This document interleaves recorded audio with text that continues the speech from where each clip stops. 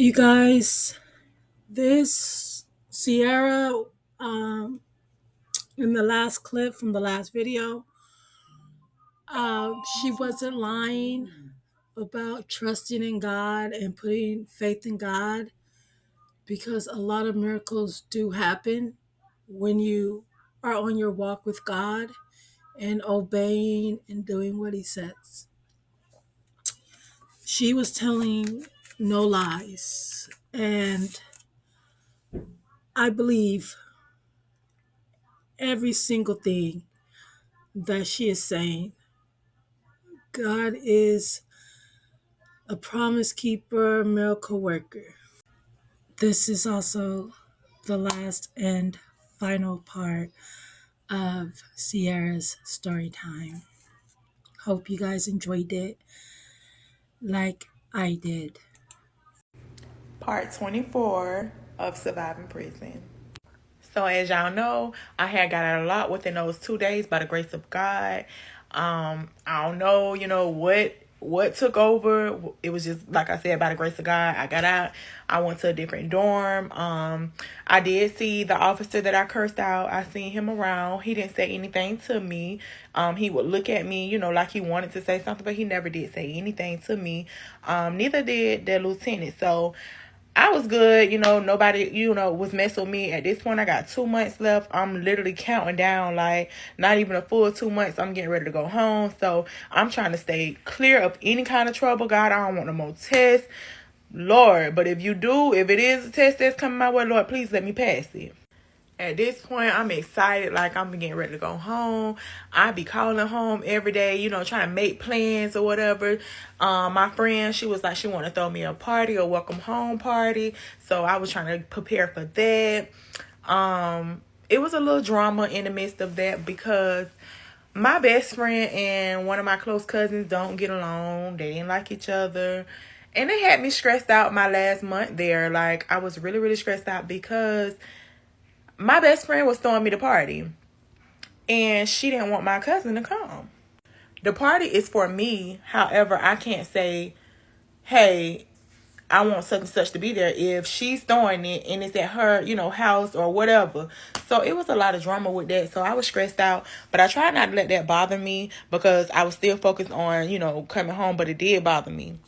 Because I felt like everybody that was there for me or everybody that loved me, like really showed up for me, I wanted them to be a part of the party. And it didn't happen like that. But we'll talk about that later. So anyways, I get on JPay later on that day. And y'all, guess who added me back on JPay? I deleted him, but he added me back. The black sugar daddy, not the white one that was sending all the money. The black one who said he want to get married, want me to meet his son, blah, blah, blah. Child, you asked me and you like, basically, you want to come pick me up from prison. You want to start over. You got a promotion on your job. You was wondering, like, if it's just about the money, you can give me more money, but you just really want to be with me. At this point, it's giving delusional. It's giving stalker. It's giving, I don't know about this because, sir, I deleted you. Why would you add me back? And you really, like, want me to meet your son? You talking about marriage and you think I'm finna let you come pick me up from prison? Please stop playing with me. I ain't gonna lie, though. So, I wasn't all the way there yet. Like, in my spiritual walk, I was getting there. But, hey, when he said he got a new promotion, I'm like, okay. So, basically, you saying you can send me some more money if the money is an issue. Money was definitely an issue because that's what this thing was supposed to be about, right? So, what can you do for me? Like, okay, I'm gonna get ready to come home. I'm gonna need this. I'm gonna need that. I'm gonna need, blah, blah, blah. What can you do for me? And I'm so glad that I'm not like that no more. I'm so glad that I'm not money hungry or greedy or anything like that as far as money and financial stability goes, because that shit can just get you just in a real full of trouble. Like, example, me, like, it was like I was so focused on money, and it got me where I landed at. But so he ended up saying, like, oh, basically for him to do all these things for me or to give me the money, he basically wanted to see me in person first. He wanted to come pick me up from prison. No, sir, that's a no-go. I'm not going for that. Like, you can't come pick me up. I said, oh, my mama and my family is already excited to come pick me up. Like, I've already got plans for my family to come pick me up. So he like, well, can I at least come down there to meet you, when you first get out? I understand you don't got to ride back with me. Sir, you finna come all the way from Texas just to say, oh, I want to see her face when she come out the gate? Nah, it was really giving creepy, y'all. So I was just like, oh my God. Like, I don't know. I just wouldn't recommend it for nobody as far as like the sugar daddies go, because that shit do be creepy sometimes. Luckily, the white man wasn't on the type of time he was on though. Because like I said, he came to see me at work release and we went shopping and out to eat and stuff. So, but as the time continues, I'm down to 1 month now. I go to church heavily now, like I'm always there. And so it was one particular day I went to chapel and we had a visitor there and she prayed for me. Y'all, she prayed for me and it was so crazy. After she was done praying for me, she was like a prophetess and she was just telling me like, God said, job well done. He's proud of you and that your purpose in life is much bigger than what you think it is. So I'm just like, well, what does that mean? Like, can you elaborate? She was like, I can't. She was like, that's just what God told me to tell you. I don't know. So I'm just like, that's weird. Like, so I'm praying now, like, well, God, what's my purpose? I need to know my purpose in life. Like, what do you have me on earth for? That stuck with me for a long time. Shit, even now, I still sometimes struggle and ask God what my purpose is, but I'm slowly finding out what my purpose is. And once I got on here and started telling my story, it's kind of like coming together. Like the pieces to the puzzle is like, it's fitting now, if y'all following me. But anyway, so I just want to tell that part real quick. But back to the sugar daddy real quick, the black sugar daddy.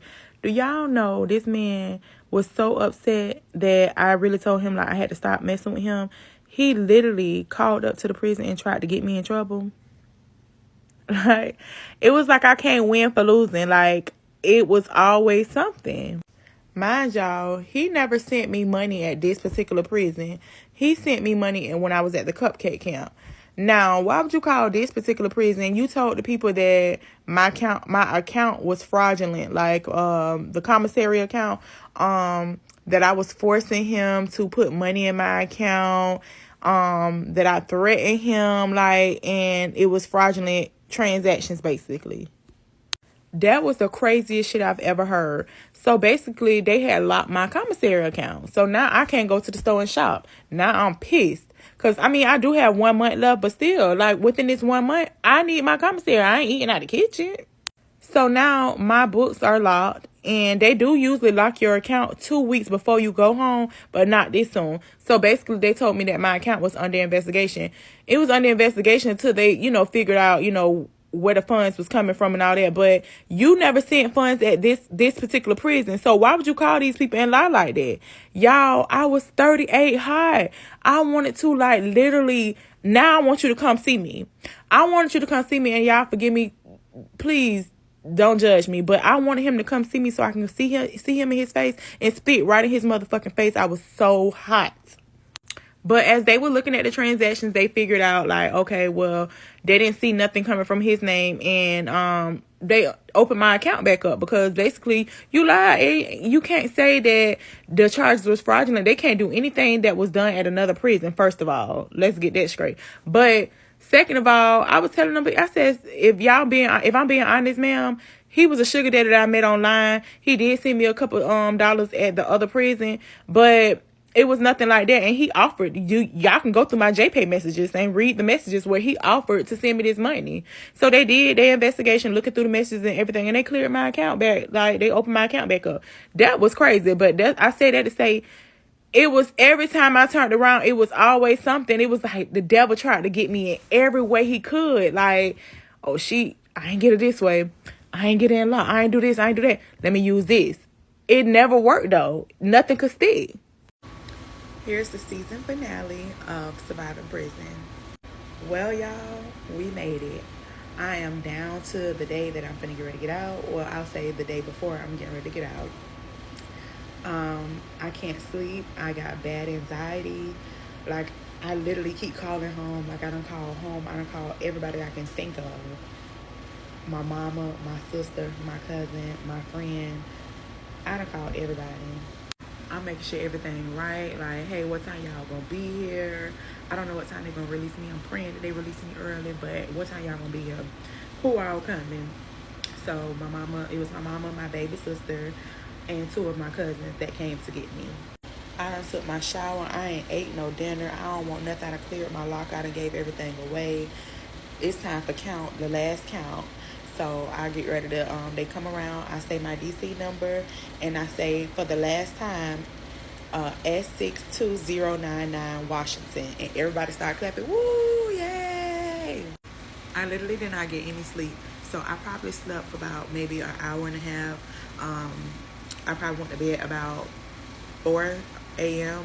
I woke back up at like 5:15, 5:30, and the lights was on. You know, everybody getting ready to go to breakfast. I literally stripped my bed. Ain't nothing, no sheets. All my stuff packed up right there, waiting. Like, hey, like what time they finna call me? So when leaving prison, you have to go do like a medical exam. So they did end up calling me about 6:30 to go out for my medical exam to make sure that everything was good and up to date. Then they give me all my paperwork saying what's what. It's a whole process, and then you have to go and see another administration about your funds. Like if you had any money that was left over in your account, they have to put it on a debit card, like a little prepaid debit card. So of course they had to cut my check and put it on my debit card.